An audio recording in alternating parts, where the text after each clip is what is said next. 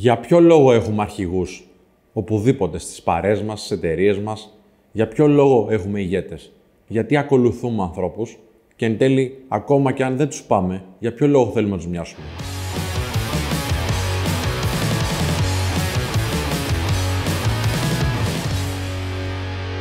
Καλώς ήρθες σε ένα ακόμα «Κοίτα τη δουλειά σου». Είμαι ο Σπύρος και σήμερα θα συζητήσουμε για την ηγεσία.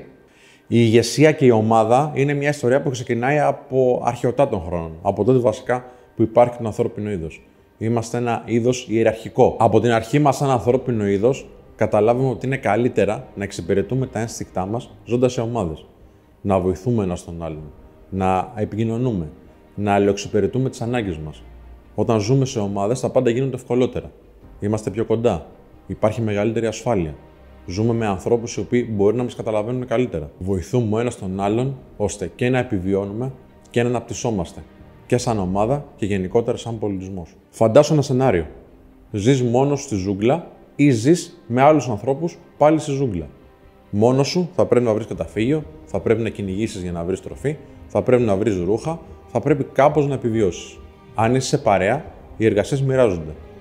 Κάποιος θα βρει το φαγητό. Κάποιος θα φτιάξει το καταφύγιο. Κάποιος θα φυλάξει σκοπιά για τους κινδύνους που μπορεί να έρθουν.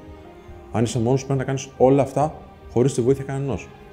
Οπότε καταλαβαίνεις ότι ακόμα και σε αυτό το περιβάλλον η ομάδα διαπρέπει.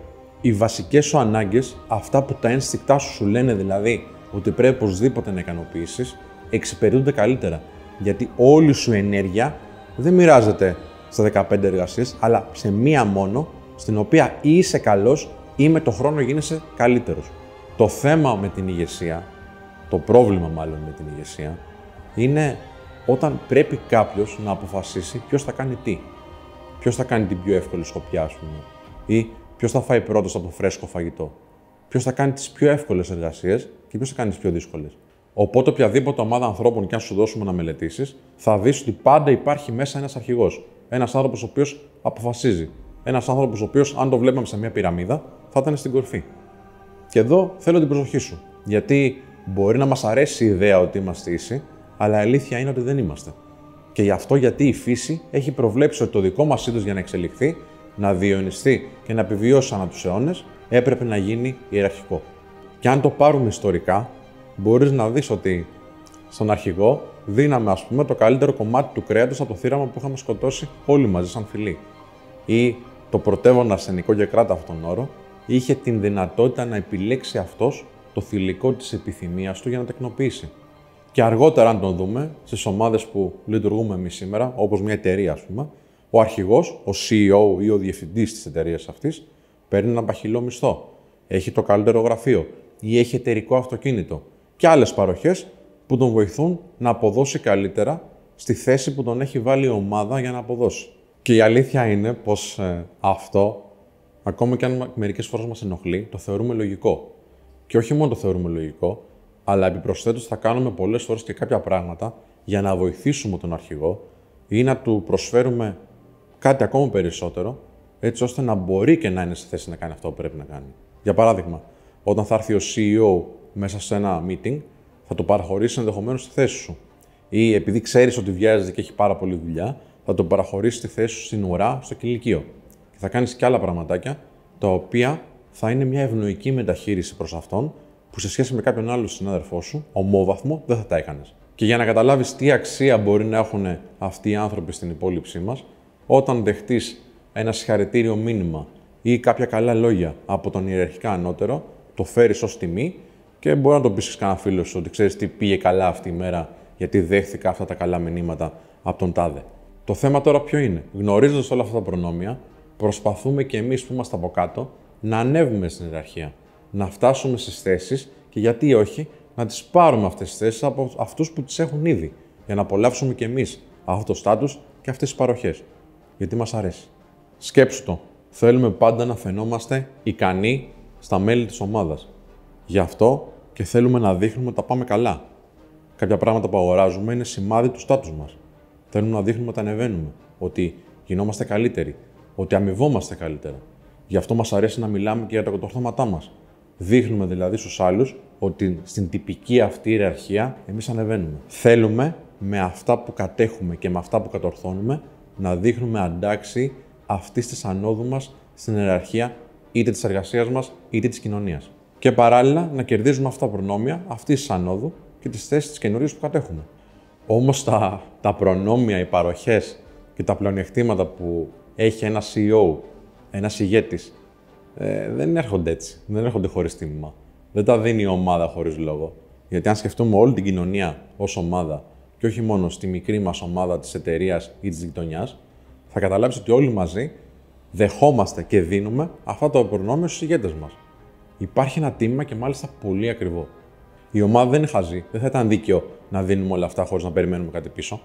Περιμένω ταϊσμένο, γεμάτο αυτοπεποίθηση, έτσι, με τα προνόμια και όλη αυτή τη δύναμη που του έχουμε δώσει σαν ομάδα, να βγει μπροστά, να αναλάβει την ευθύνη, να αναλάβει το ρίσκο, να πάρει τις δύσκολες αποφάσεις, την ώρα που οι άλλοι θα είναι ήρεμοι και χαλαροί και θα εκτεθεί αυτός για χάρη της ομάδας. Περιμένω τον ηγέτη να αναλάβει τα δύσκολα, την ώρα που εμείς θα συνεχίσουμε να κάνουμε τη δουλειά μας ανεπηρέαστη. Νιώθουμε άσχημα όταν ακούμε για τα υπερβολικά μπόνους, όταν ακούμε για τα εξωπραγματικά μπόνους που παίρνουν κάποια στελέχη επιχειρήσεων ή κάποιοι τραπεζίτες. Νιώθουμε άσχημα για τα προνόμια και όλα αυτά τους παχυλούς μισθούς που μπορεί να έχουμε. Δεν σε νοιάζει ότι πήρε 500.000 ευρώ μπόνους. Δεν είναι εκεί το θέμα. Όταν το στέλεχος, ο ηγέτης, έχει προχωρήσει σε απολύσεις για να μειώσει το εργασιακό κόστος και να αυξήσει έτσι τη μετοχή της εταιρείας ή να πετύχει κάποιους στόχους και τότε αμείβεται, καταλαβαίνεις ότι η συμφωνία που έχετε κάνει μεταξύ σας, αυτή η άτυπη συμφωνία, δεν τηρήθηκε. Δεν σε προστάτευσε από τους κινδύνους. Γι' αυτό νιώθεις άσχημα όταν παίρνει τον μπόνους. Γιατί αν σου έλεγα ότι θα πάρει μπόνους ένας λοχαγός που έχασε το δεξί του χέρι στη μάχη, δεν θα σε νοιάζε. Γιατί ξέρεις ότι έχει βγει μπροστά.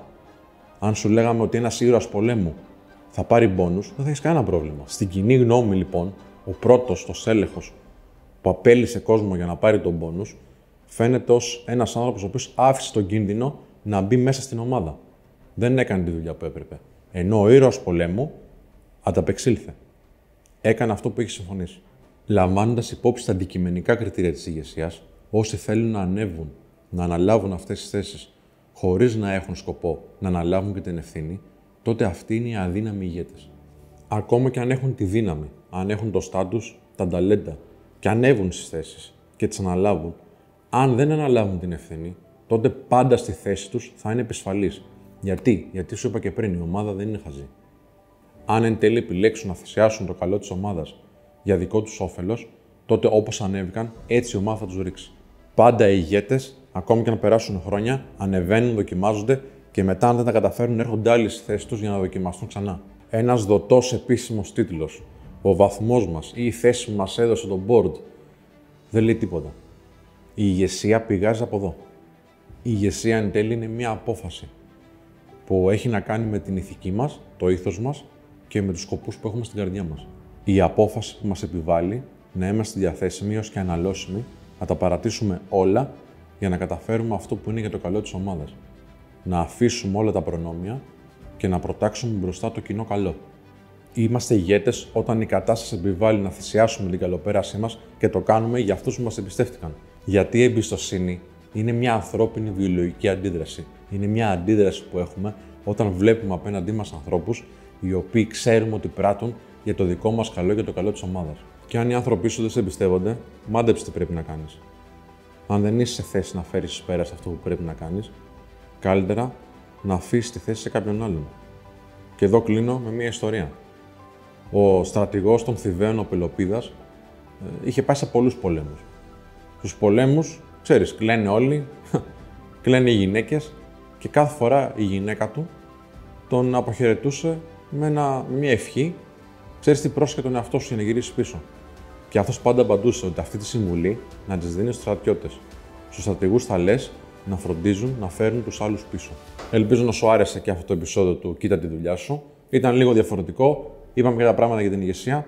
Ελπίζω να πήρες γνώση, ελπίζω να πήρες κάποια αξία. Αν θες, γράψου μου στα σχόλια για ποιο άλλο θέμα θα θέλετε να συζητήσουμε και κάνε τις ερωτήσεις, γιατί στο επόμενο θα απαντήσουμε τις δικές σας ερωτήσεις. Κάνε like, κάνε και ένα subscribe, στείλ το και σε εκείνον τον ηγέτη που θα ήθελες να πάρει μερικά μηνύματα και τα λέμε στο επόμενο. Γεια χαρά.